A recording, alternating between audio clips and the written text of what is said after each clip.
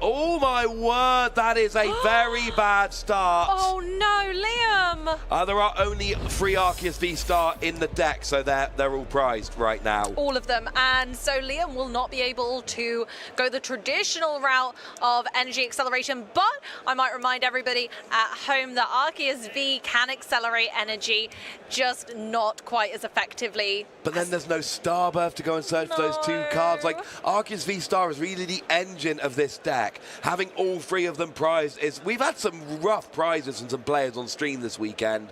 This might still be the worst among them. Prizing 3 out of 3 Arceus V-Star is harsh. There's also a Delphox V in the deck and Radiant Heatran, but I do already worry about how this is going to go. Aleksander playing a far more traditional Roaring Moon, like you just did a whole mirror match of, Amy. I know. You know what? I clearly can't get enough of Roaring Moon. I'm clearly obsessed, but maybe it's just a moon phase. Might be. We got a Battle VIP pass coming in here, and then we got the traditional turn 1, having a look through the deck, trying to figure out what's available and what's prized. With a Galarian Moltres in the active, not a terrible starter by any stretch of the imagination. And you're probably going to go for, one would imagine, a Roaring Moon and maybe some support Pokemon. Yeah, we might see that coming to fruition. Aleksander just having a look through the deck there, making sure they know their own prizes and checking on how Roaring Moon is going to soar its way to victory on this occasion against a very unexpected deck. But I do worry for the VMAXs in Liam's deck. That's one of the things that worries me with this deck is, if we have a look at the matchup, Liam has other attackers, like I say. You've got your Arceus V-Star, which is an attacker, but doesn't really KO Roaring Moon. Delphox V does 120 active, 120 to the bench, but there's not really anything other than Morpeko that you're going to KO with that. Even Radiant Greninja's got 130. So, against someone like Roaring Moon, you kind of are relying on your Rayquaza V Max to hit really hard and get KOs. But then again, Roaring Moon gets an instant one-hit KO on a free prize Pokemon, so... It does seem a little bit rough from Liam in that regard, in that the only thing you've got that can really reliably KO an undamaged Roaring Moon is your Rayquaza, which is a free prizer, and Roaring Moon loves coming against it. You know, we've had a couple of interviews of Roaring Moon players already so far, and they have said how they love those 2 and free prize decks. Of course, we also need to remember all 3 Arceus V-Star are prized. That is so harsh. It's a valid attacker in this matchup too, especially with Roaring Moon dealing damage to itself. Galarian Moltres V only has 190 HP, so... That's 220. Oh, was it 220? It's 220. Oh, yeah, but it does damage to itself. It does. So it can also not be great, because, yeah, the reason I always think it's 190 is because After it attacks, it goes down to 190. So I always have to think to myself, can I survive my own attack? It's an easy mistake to make. Oh, absolutely. Amazing. So we do see the Radiant Greninja hitting the bench here. Of course, we always see that all the time. We've got concealed cards, discarded energy card from your hand, draw 2. No Moonlight Shuriken coming in this particular matchup here. We have got the new version of Roaring Moon. It's been really popularized over the past couple of weeks, where it's just all darkness energy all the time. Ross Cawthorn showed us the way in Charlotte, and that really does seem to be the build that is prevailing here. Yeah, it's just the old reliable, isn't it? At the end of the day, we just see that it works so beautifully. It keeps Roaring Moon relatively consistent, where otherwise it can struggle. There we are for our first Dire Flame Wings, attaching an energy to Moltres from the discard pile, and an energy switch. Galarian Moltres doesn't want that. We want it on Roaring Moon, using that nice conveyor belt system once again, straight down onto the Roaring Moon. And this is going really well for Aleksander. This is about everything you could ask for from your first turn. You've got 2 energy on your Roaring Moon. You've got your Ancient Booster Energy Capsule. You've got your support Pokemon that you might need. That was just a good turn all around. So now it's over to Liam. He's going to do his first deck search here. And this is where Liam gets the bad news. This is where Liam figures out, hang on a second, I actually have no Arceus V-Star in my deck. And this is where it gets really awkward, because now you have no access to Starbirth, which is the real start of your deck. And I know there are other consistency cards in the deck, but Starbirth letting you get any 2 cards, we've seen over and over again, these Arceus decks, that's what they do. Turn 2 Arceus, use Starbirth, go from there. That's your goal. Then, of course, your energy acceleration becomes much more awkward because Arceus V is not as good as Arceus V Star. Sure, you can accelerate energy, but you don't do 200 damage while doing so, and you've got significantly lower HP. Like, Arceus V is very easily KO'd by a Roaring Moon without the self damage. Yeah. But an Arceus V Star isn't. Exactly. And that's the thing. Liam's still confidently going for that second Arceus V, however, and the Radiant Heatran, which we really don't see very often, but it is a really strong attacker, as Aleksander is picking up the card to have a read to discover that actually it does 70 times the amount of damage for each damage counter on this Pokemon, so that can really, really ramp up rather quickly, in addition to using Magma Basin to support that damage output. Yeah, it works beautifully with Magma Basin. Magma Basin accelerates an energy from your discard pile to one of your benched fire Pokemon at the cost of 2 damage counters. But of course, for Heatran, that's just, well, Radiant Heatran, well, brilliant. That's 140 damage.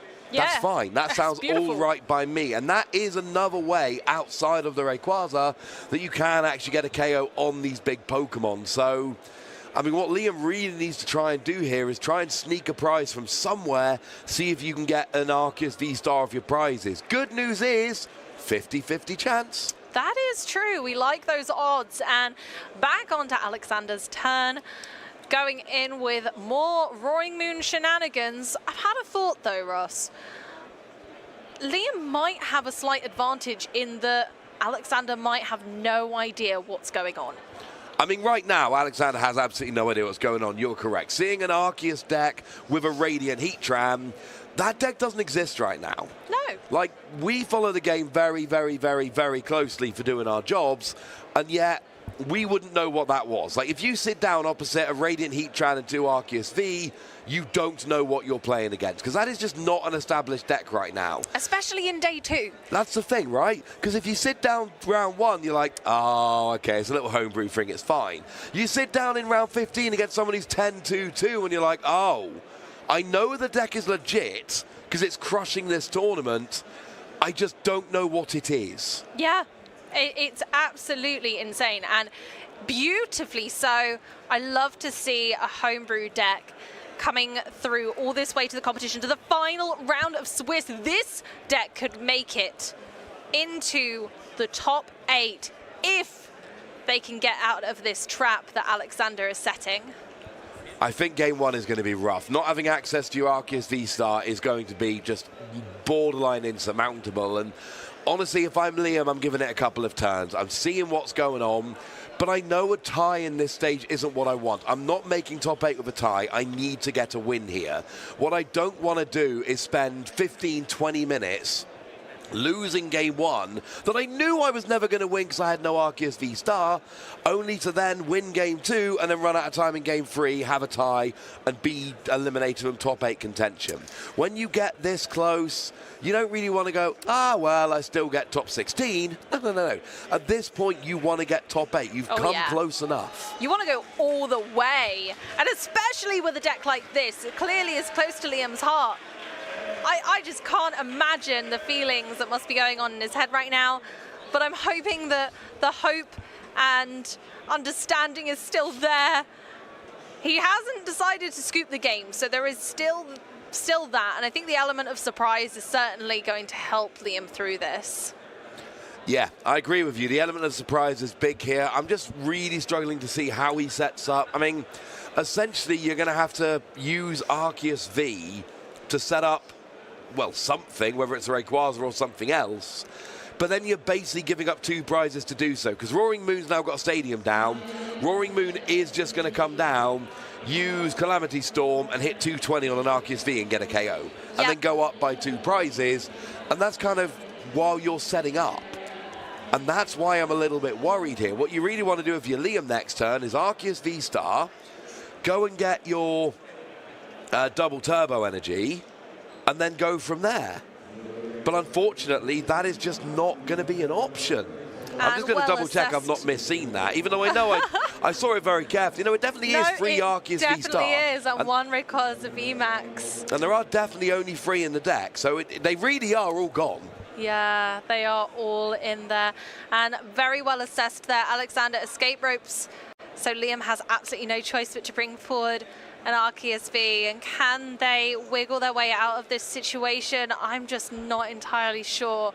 There's the Delphox and our first Rayquaza V of the game, and fair enough. Aleksander's having to have a little read there. Delphox has 2 attacks, Eerie Glow and Magical Fire. It's a fantastic spread card. It can deal 120 damage to 2 targets. One has to be the active and the other obviously a benched Pokemon. And Eerie Glow allows you to burn and confuse your opponent.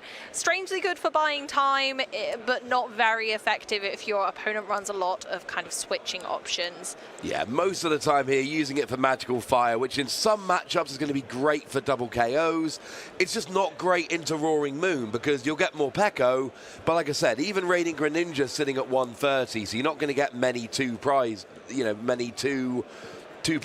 turns here, 2 KO turns. And if I'm Liam here, you're not really establishing much of a board presence, but you have just kind of given away a bit of what your deck is. Like, you've just shown all the main parts of your deck, but you've still not established much of a board presence. You've gone down by 2 prizes, you've chucked a Charcadet in the active, which is about to get KO'd, and Aleksander here is just gonna, well, I mean, honestly, try and get a bit more energy on a second Roaring Moon. But right now, you're feeling pretty good. You KO the Charcadet, you go up by 3 prizes, hopefully get a bit more energy established on the board, and then just go ahead from there. Yeah, it's kind of a bit of a steamroll from there, unfortunately, which we would expect more so from the fire types to be firing up that steam engine. But Aleksander's taking the big lead here with Roaring Moon, jumping into the action, and the poor little cadets, although they've just come out to be on duty, aren't going to be sticking around very long. No, they are not big, powerful Pokemon. They are there for just getting your fire energy to the active. Of course, there's also a really nice combo with Magma Basin here. That Magma Basin puts 2 damage counters on the Pokemon that you accelerate the energy to. So what you can do is accelerate to something like an Armarouge. Armarouge takes the damage, but then you move the energy up to a Rayquaza, and the Rayquaza doesn't even have the damage on. No, and of beautiful. course, you cannot Magma Basin onto a Rayquaza because it's a Dragon Pokemon. But Charcadet and Armarouge just, ignore that, get it straight up to the active.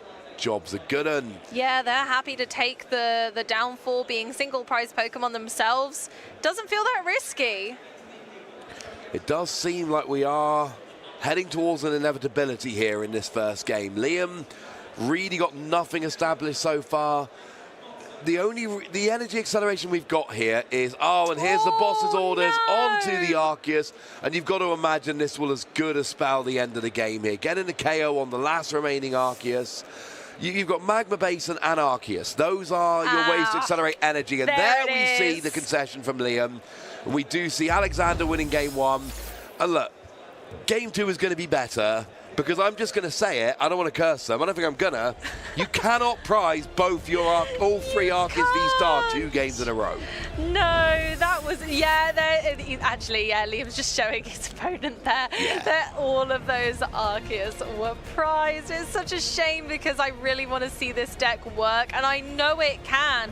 I've had friends and Ethan who were against Liam in day 1, and they were like, Amy, you'll never believe what I saw. And I was like, what? And they described how the deck was working to me, and I was astounded. So I really want to be able to show you guys, and I hope in this game too we can.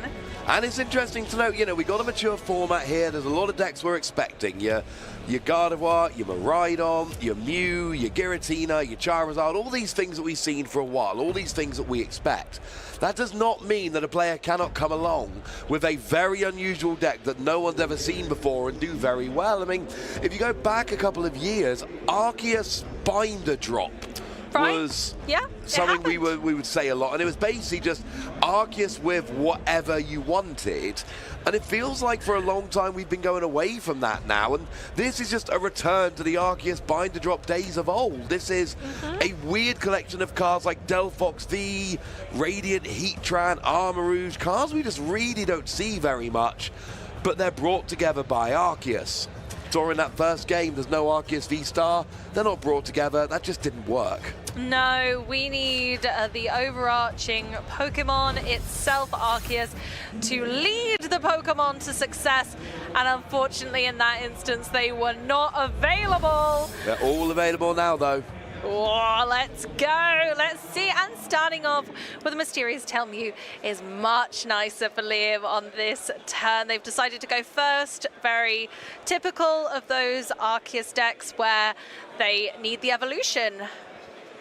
Yeah, you want to go first so that you can get the first evolution on your second turn, and it is really all about that V-Star power, that Star Birth from your Arceus V-Star.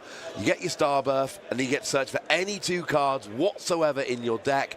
It makes a huge difference. So really, the only thing you're looking for if you're Liam, and there's other, well, basically you want a Rayquaza, you want a Charcadet, and you want an Arceus and an Energy. So actually there is quite a lot you want. Usually with Arceus decks, just having the Arceus is fine, but actually here you do want quite a bit more. You want to be getting your Armor Rouge established as early as you can. And let's not forget, Rayquaza, it's not just about the really good attack. You've also got that as your pulse ability, lets you discard your hand and draw 3 cards. So you don't need the Rayquaza V this turn, but it would be nice if you could get it. Yeah, it would be ideal, but again, it's not essential because you're going to need to spend a turn loading it up with energy. It does make it a little bit of a safer play, but Liam knows what Aleksander's playing now, and Roaring Moon is very typical for being able to attack if they're going second. Yeah, now the good news is you passed with just a Mew in the active, so if you give up a prize here, it shouldn't be too bad. It's a long shot. Oh no, it says too long. There is the tiniest remote possibility of gusting KO in that Arceus this turn, which would be hilarious and devastating. There's also 2 Dark Patch prized, and you cannot use both a Boss's Orders and a Professor Sada's Vitality. So I think we can probably assume that's not going to happen. I think especially due to the prize cards, yeah, I think you're right, it's entirely too much of a stretch. And at least Liam is escape-proof on this instance, with Radiant Heatran being able to come forward instead, and then they still get to use the Arceus V. So, you know, it's not a bad starting turn for an Arceus player. This is a very typical board state for them, and actually relatively safe. And getting the double turbo energy on the Arceus early doors means that next turn you can attach your energy from hand, V-Star, and then generally you get 1 card plus your double turbo. That's usually how your Star Birth goes. But having the double turbo already attached means that you basically get, well, whatever you want. You don't actually have 1 card that you have to go and get, which means that you get a much wider range of possibilities, which is going to make Liam's life, there we go, a little bit easier. Much easier. But moving on to Aleksander's turn, very much keeping an eye on what's on their prize cards at the moment. They've attached the Forest Sealstone to a Galarian Moltres V, so it does give them more options. They've gone for the Battle VIP pass off of that Forest Sealstone, and now deciding which Pokemon are going to hit the bench first. Just consulting the hand first. I always have to do that. I forget what's in my hand. I'm like, why was I doing that again? That's why these guys are up here and not me. Well, you did start the Radiant Greninja. This is often something you'd get from an early Battle VIP pass, but no need with the Greninja already in the active. You've got a Roaring Moon. You've got 2 Roaring Moon? No, 1 Roaring Moon. You've got your Galarian Moltres. You've got your Squawkabilly. There's your Morpeko. This is honestly about what you need turn 1 for Roaring Moon. You want to try getting some energy established. Energy for turn, Professor Sada's Vitality, things like that. But have we already... Was that Professor's Research already played? There's a Judge and a Professor's Research in the discard pile. I believe I believe the Research was played, and that discarded a Judge. Oh no, they were from the Pokestop. Oh, the Pokestop. We're getting mixed up. We're getting mixed up. Okay, that makes way more sense, because I don't remember seeing a supporter yet. Yeah, there we go. So Morpeko in the active. And going for the Squawk and Seize. Ooh, I don't love that. 2 energy switch. Especially with this 2 dark patch. I think Aleksander is intending on going aggressive with this first turn, but I'm not sure it's paying off. Not if you don't get what you want off the Squawk and Seas. But we do have... No, we have no energy on the board right now. We do have an extra Roaring Moon coming down, which is quite nice. But there's no energy on the board. That's what I really want this turn. I want to see energy coming down thick and fast. I want to see dark patches, Professor Sada's Vitality, attachment per turn. I want to see lots of energy hitting the board. That is always what I want to see. Turn 1 from Roaring Moon, that is my number 1 goal. Now, we do see an energy discarded with concealed cards, and that's actually going to work out quite nicely. I believe there's a dark patch in hand, so that will be able to then reattach it. And then you can attach the turn, and then you've got at least 2 energy down. At least that would help a little bit. It was a little stuck, yeah, a little stuck in orbit there without any energy on board at all, because you need a bit of a mix. You need some energy in hand, you need some energy in the discard pile. Moltres at least can bring that back from the discard pile, or we can use the dark patch. Again, Aleksander has very limited dark patch, but then they've also limited themselves without many energy switch either, so I don't know. This could be this could end up not quite in Aleksander's favor if they have overused those resources too early in the game.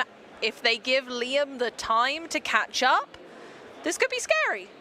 It could. One thing to note, we've got plenty of time left. We got almost half an hour, but our first game did take near enough 15 minutes.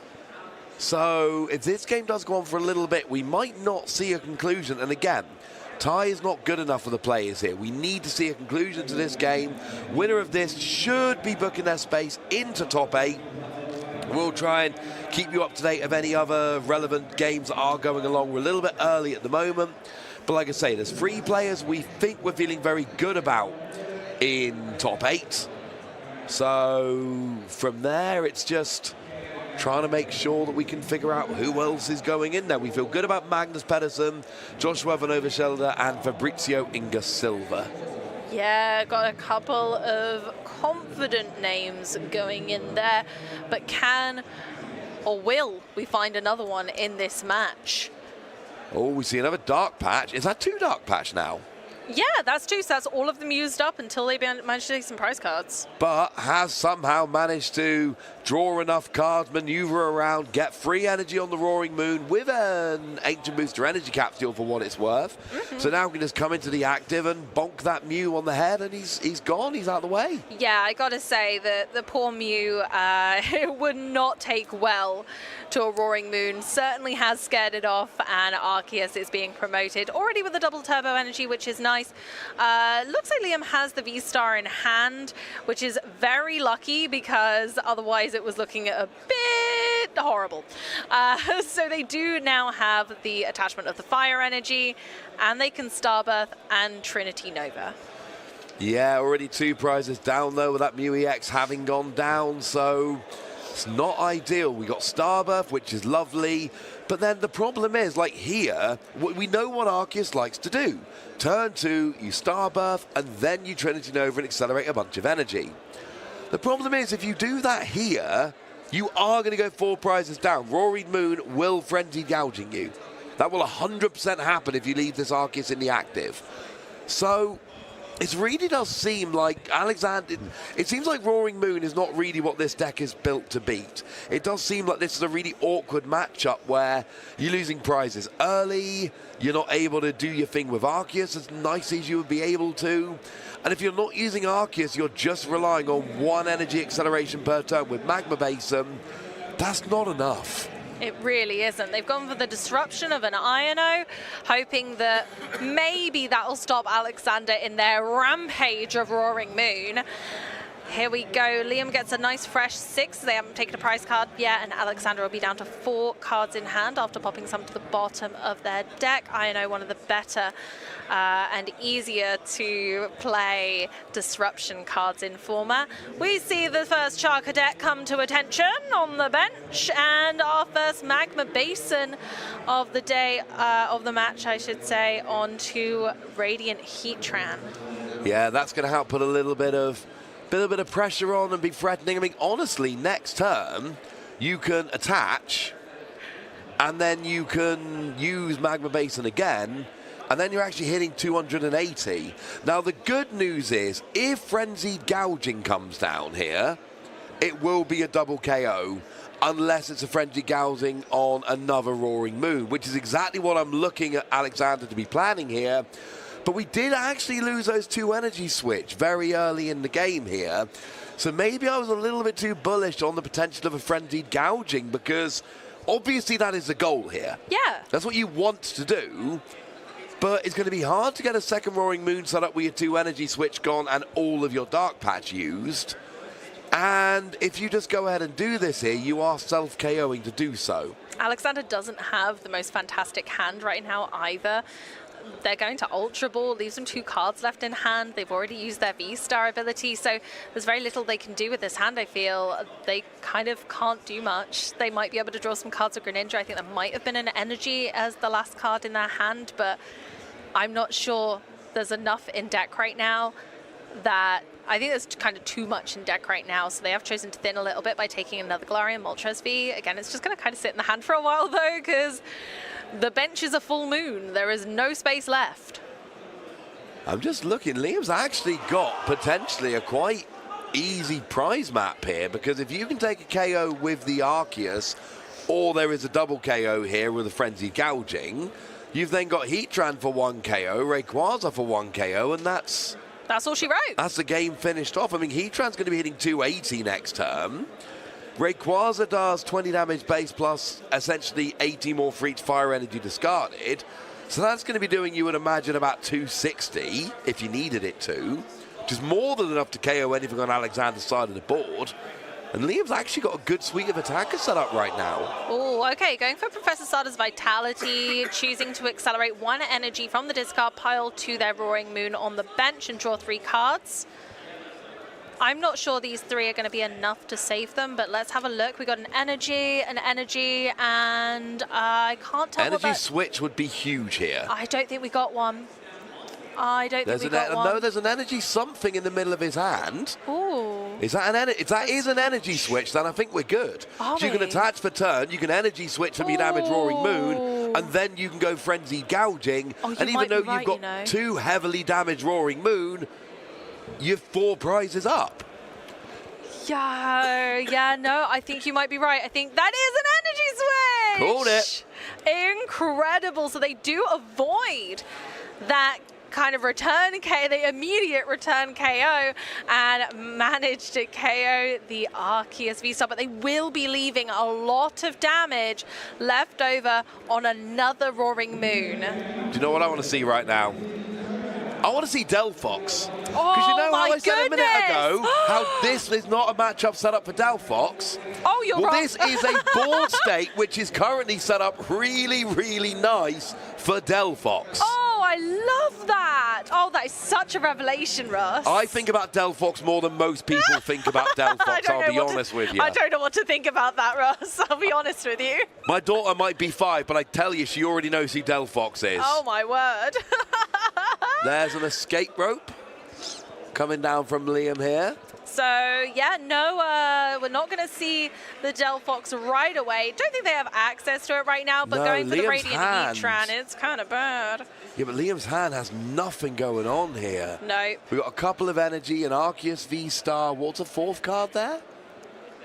I think it's just an energy. I don't think there's nothing. Yeah, there's a Lightning Energy, a Fire Energy, a Pal Pad, and an Arceus V-Star. So there really isn't a lot going on at all, upsettingly. Oh, and you wouldn't need too much. You would literally just need Armarouge and Delphox. Yeah, and you've got this in the bag. And then your Armarouge would be able to move all your energy over to your Delphox, and job would be a good one. But Liam's hand doesn't have it. Now, if you get Rayquaza V-Star, then you do have your access to Azure Pulse, which will let you discard your hand and draw 3. But it's not a Rayquaza V-Star right now, it's a Rayquaza. So Liam's actually drawn pretty horrendously this game after a decent start. And it does look like Aleksander is absolutely in the driver's seat. We were set up for a fantastic 4-prize KO from Delphox. It just never worked. No, that's so upsetting. And I'm sorry, but Raging Blast doing 280 onto a Morpeko, That is not what you're going for. That is supposed to be KOing a fresh Giratina V-Star. Yeah. Or a Roaring Moon, or something along those lines. That is not what Radiant Heatran is there for. Heatran's like, Morpeko, what are you doing here in the active? I wasn't expecting to see you. I'm so sorry, buddy. Because honestly, you weren't the target. Sorry, Morpeko. Sorry, little buddy. And the Armor Rouge hasn't got fired up at all this match. No, we've not. And it's the Evolutions that's been letting Liam down. There's no Armor Rouge. I mean, literally, Rayquaza V-Star here would have made such a big difference because it gives you that opportunity to just reset your hand, and that would have been huge. But didn't have it, and now it really does just seem like a matter of time. Like, Aleksander can just take a KO with the active Roaring Moon. Now, you will need to get a couple more energy on the board, but then you can just frenzied gouging, and it doesn't even matter if you self-KO because you'll still win the game. No, I think it looks like Aleksander's contemplating using another vessel here. We saw it go to the discard pile for a moment, but then... That does look like we've got an ongoing judge call, so we're going to bring it back to us for a minute while we let the judges do their thing and figure it out. I'll be honest with you, Amy, I did not see what the judge call was. I have no idea what's going on. But you know the deal by now, ladies and gentlemen, sitting at home, all you lovely folks in the chat. As soon as we know, we'll pass it on. We're good like that. We want to know, and when we know you want to know, so we'll tell you so you know and we know and everybody knows and everybody's good. I saw the earthen vessel go to the discard pile, and because I was about to say something about it, it might have been that, because then it was back in the hand when I looked back, so I don't know what happened there. Might have been the other vessel.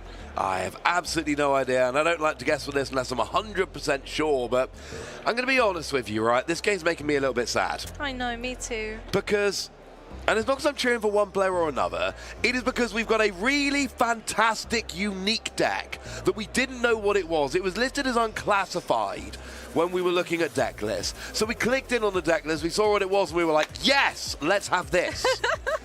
And then we're not getting to see it. It's not doing what it's supposed to do. The evolutions, man, where are they? Where are the evolutions from? I mean, it looks like we might end up finishing this out with one KO from a Radiant Heatran, no Delphox, no Rayquaza VMAX, no use of Armor Rouge's ability whatsoever. This is not what we wanted when I put this on stream. No, and I love your call of being able to use the Delphox, because that would currently, with the current board state, take 4 prize cards. It would just kind of whoop, and Liam's back up to scratch. But the fact there's no Armor Rouge, we do have the Magma Basin, but is it going to be enough? Like, I don't know if it's still too late, but I would have loved to have seen that Delphox come to fruition. Now, there is a Charcadet on the bench. We could be in Top Deck City, we could get a Professor's Research, it would be beautiful to see. I would love to see a little comeback from Liam, even if it's just at the end. I'd really love to see that come back. I just like seeing decks work the way they're supposed to work. Yeah. I like seeing decks doing their thing. I like players being able to showcase and basically go, hey, look at my deck. Look how cool this is. Look at all the things I can do. I like seeing players showing off all the cool plays they can make with the decks that they've built. And it does make me a little bit sad sometimes when we don't get to, unfortunately, see it. But we've still got a little bit of time left. We may yet get a surprise, but it does look like we are back into the game, and we'll just get some confirmation in a minute of exactly what happened at the end of it. For now, we are back with Aleksander, and there's those 2 heavily damaged Roaring Moon that right now seem okay. Okay. Just shuffling up here a little bit.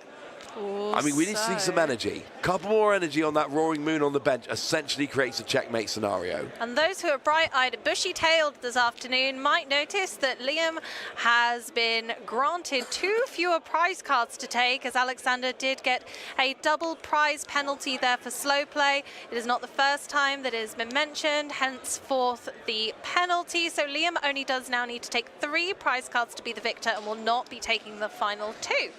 But is Aleksander just too far ahead? I mean, no, not if Liam can get a Delphox. Come on, Liam, we want the Delphox would legit end the game right now. That would take 4 prizes. That's 1 more than he needs to take, and then we would be going to a game 3. I want to see that game 3. I want a Delphox up in here. We literally just need, I mean, assuming a KO here, well, it's going to be anyway, we're going to need Delphox, Armor Rouge, Pivot. Those 3 cards will end the game for Liam on his next turn. I don't believe Aleksander's going to be able to finish it out this turn. With a boss's orders, would be able to do it still, but I think we've used Professor Sada now. Okay, so I did say free energy on the bench Roaring Moon would create a checkmate situation. That was before the double prize card penalty. Now there is actually a chance for Liam to win, but Liam needs to take 3 prizes on his next turn. If he doesn't, that's his only win con at this stage. Liam just needs to get that, and the only way they're going to take 3 prize cards is by getting multiple knockouts on one turn, and we need to see that magical fire come on through. We need the magic. Yeah, I'm just trying to make sure. Yeah, they're both easily in range of a Delphox at this stage. But the biggest issue we've got is the same reason we didn't see it in the previous turn. Yeah. Liam's hand is terrible. Yeah.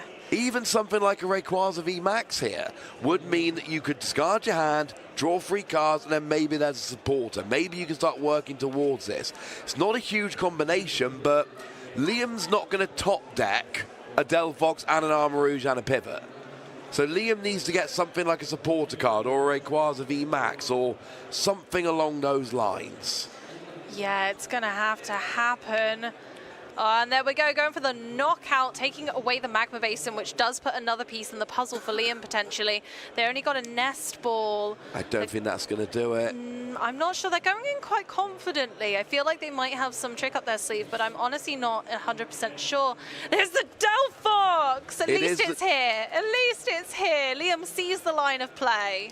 I mean, the Delphox is the win con here, but you need the Armarouge to get the energy onto it.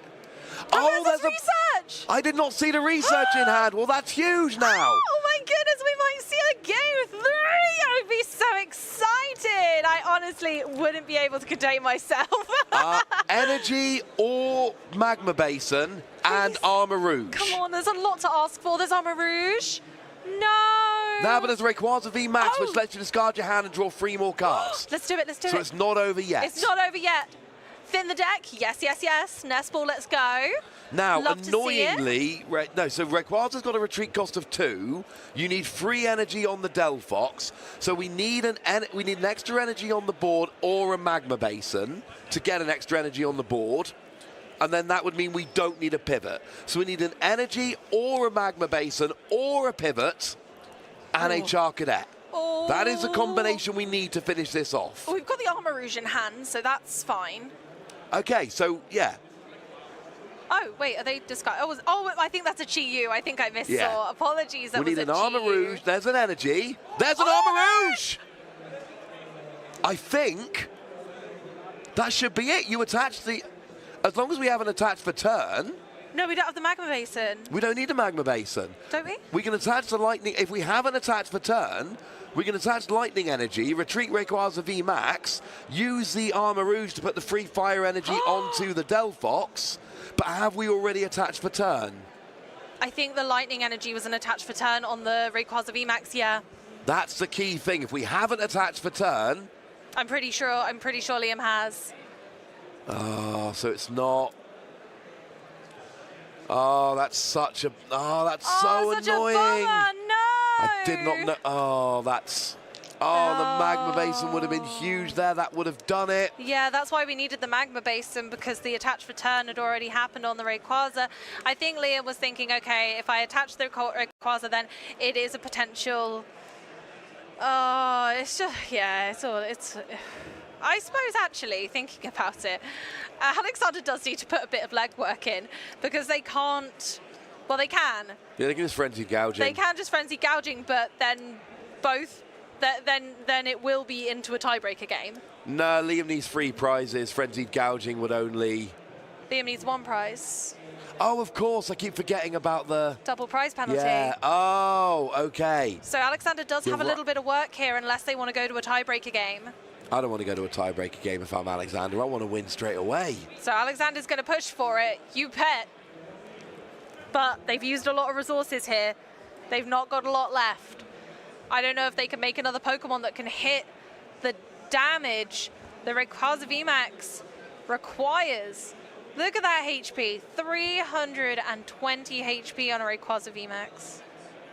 Like, it kind of feels like Roaring Moon or nothing at that point. No, it looks like there is a Oh, boss's there's a orders. boss. That's onto the Armor Rouge. Okay. And then that should... Yeah. Oh, it only does 100 damage, and there's no stadium in play. If they frenzied gouging, then yeah, both. Oh, I think they've gone for it. Have they gone for the frenzied gouging as a tiebreaker game? I have no idea. I think it looks like they're talking to the judge. We're going to need a confirmation on the ruling here. Because Armor Rouge has 130 Is there HP. a possibility that because Aleksander is one game up, then this essentially gives a... You get around it? Let's just get some confirmation on exactly what is happening here. Yeah, we got a tiebreaker game. We are going to a tiebreaker game. We do have confirmation we are going to a tiebreaker game here. Ooh. Because, of course, we did get the double KO. And this is something that doesn't really happen with anything other than Roaring Moon. No, but Roaring Moon can force those strange situations where it comes down to the deck that can take the first KO. Now, we've seen Roaring Moon miss it, even going second. So Liam maybe choosing to go first if they win the coin flip here, because we do start an entirely new game, so a new coin flip will happen. Whoo, I'm not sure how it go here. I mean, most of the time in a tiebreaker game, you've got to give it to Roaring Moon here. You're it's right. a faster deck, the more aggressive deck. You expect it to take the first couple of prizes. You know, Liam's deck here, it's a fantastic deck, don't get me wrong. We love the deck from Liam here, but it's a deck that takes a couple turns to set up and then goes off. So I don't love my chances in a tiebreaker game if I'm Liam. I don't either, if I'm honest, but you only do need to take one prize. You don't need to take two. So I feel like Liam might get by on being able to take a single prizer if Aleksander does not manage to get a KO on their first attacking turn. And of course, it is obviously interesting that you're going to be using your Starbirth. And if you can get an Arceus Energy turn 1, turn 2, you just get your Arceus V-Star. Yeah. And then you Starbirth for your double turbo and a boss's orders. Go and grab a little Pokemon off the bench. And maybe that can be how Liam kind of finishes out this nice and quickly. Yeah, Aleksander did just have to give a mulligan to Liam. So Liam is going to have an extra card in their hand that might help them towards this. And oh, Liam's got a Magikarp. We love to see some Magikarp love. Yeah, no, everyone loves Magikarp. He's the best. Yes. What a cutie. A second mulligan. This might give Liam the little nudge they need to be able to win this tiebreaker match. But again, Roaring Moon is just so vicious. Aleksander could just have this. Yeah, I mean, unfortunately, Liam really needs to go first here. Because or... No, I'm just thinking about maybe going super aggro with Radiant Heatran, but even then it's a 2-turn thing. It's attach, and then it's Magma Base and attack. So no, I don't think even that can do it. I think Liam needs 2 turns, so you probably have to go first and just hope Aleksander doesn't get the ridiculous turn 1, which he probably will. But I think that's the best you can probably hope for. Okay. And remember, Radiant Okay. Greninja down is a problem potentially. One important thing to note in a tiebreaker game, we still set 6 prizes out. Part of the reason for that is because of cards like Iono here, where that could put both players down to a 1-card hand, and that'd be really annoying. We have seen it with tiebreakers in the past. The rules changed a few years ago so that now you put 6 prizes out, not 1. And it is because of cards like Iono or N in the past, if you're old like me and remember. It's to stop things like that just grinding the game to a halt. Yeah, I think that's really crucial. And also, it kind of just feels a bit more fair and reflective of how tiebreaker games should go. It should be an entire reset of the match. And that includes surprise cards. That includes one of the core principles of Pokemon trading card game, the fact that what if it's prized? You always have to be asking yourself that question, you know? Absolutely. So it does look like Liam didn't get an energy on the Arceus, but did get an Arceus down. And if I'm Aleksander, I am not benching a Morpeko at any point for any reason. That Morpeko is not hitting the bench. No chance at all. Currently, Alexander's hand looks flush with energy and kind of energy retrieval. But ace cards and 2 Roaring Moon going to the discard pile from the Pokestop. Ooh, that is rough. There is one in hand. There is one in hand, thankfully. So they're not needed. I mean, yeah, maybe not in a tiebreaker game. Not in a to be fair. tiebreaker game, no. But still, that's harsh. Regularly, ouch. Oh, and it looks like we've had a very slow... But I don't see how Liam gets any kind of KO here. I'm not sure either. Oh. I think it's still not enough, but it'll help a little bit. I mean, Armor Rouge is... I think Armor Rouge is the way here. Yeah. Because you need to try and get some extra energy. Basically, you get free fire energy on a Rayquaza, and that hits like 260 at that point. But you're only going to... for Mew. But you still need a set... yeah, you need the Armor Rouge, because you need to be able to Magma Base onto a Fire Pokemon and then move it onto the Rayquaza. So even though you can hit 180 with 2 energy, you still need to get that other energy on there. Like that other fire energy on. So it does look like we got a star... Wait, is that a star? Pokestop. Oh, Pokestop. Okay, that makes more sense. So we do just hit for 80 here. Oh. Not sure how much I love that. I'm not a huge fan, to be honest. I think it actually gives Alexander more flexibility because they're now going to be able to use Dark Patch. Whereas before, because Mew was on the bench and Roaring Moon isn't exactly the easiest thing to retreat in the world, it was unavailable. We do see old Dark Patch gets an energy switch. I think that's it. 2 Dark Patch, energy switch. Attach for turn. Okay, this could be the end here.